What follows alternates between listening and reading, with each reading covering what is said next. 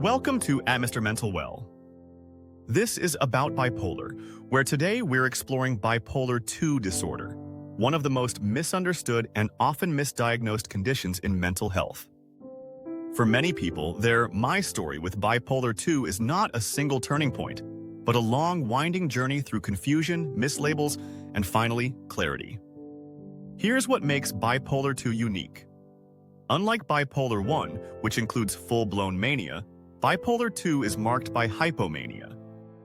Hypomania is like fire that glows without bursting into flames. It's bursts of energy, creativity, and confidence that can make someone seem charismatic or unusually productive. Friends may call it a good mood or a motivated phase. Some even mistake it for a personality trait. But after the glow comes the collapse. Those same people often find themselves swept under a wave of depression that feels unbearable, disproportionate, and consuming.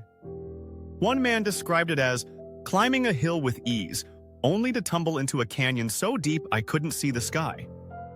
Another said hypomania felt like unlocking superpowers, but knowing the crash was always waiting just around the corner. The tragedy of bipolar II is how often it hides in plain sight. Many are diagnosed with only depression, sometimes for years, even decades. They take antidepressants, hoping for relief, but instead they find themselves swinging faster, more intensely, because the underlying bipolar II was missed. For countless people, the story of bipolar II is really the story of being misdiagnosed again and again until the right doctor connects the dots. That moment of recognition, when someone finally says, "This isn't just depression, this is bipolar II," can feel like a strange kind of relief. The pieces click together. The confusion makes sense. It doesn't erase the struggle, but it gives it a name, and with a name comes a path forward. Recovery with bipolar II is not about erasing hypomania or depression. It's about learning to live with them in ways that don't destroy your stability. For many, medication acts as a safety net, smoothing out the sharpest edges. Therapy helps people process the grief of lost years, the shame of missteps, and the guilt of not knowing why they couldn't just get better.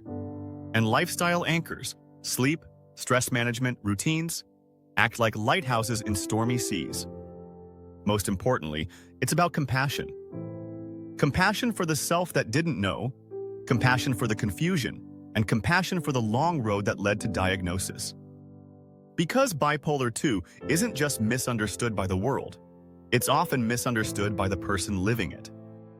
Bipolar II may be quiet, hidden, and often mislabeled, but it is not hopeless. With proper recognition, treatment, and support, people with bipolar II can, and do, build full, stable, meaningful lives. Thanks for spending a few minutes here on About Bipolar, part of At Mr. Mental Well. Remember, bipolar doesn't erase your story, it's just one chapter of it.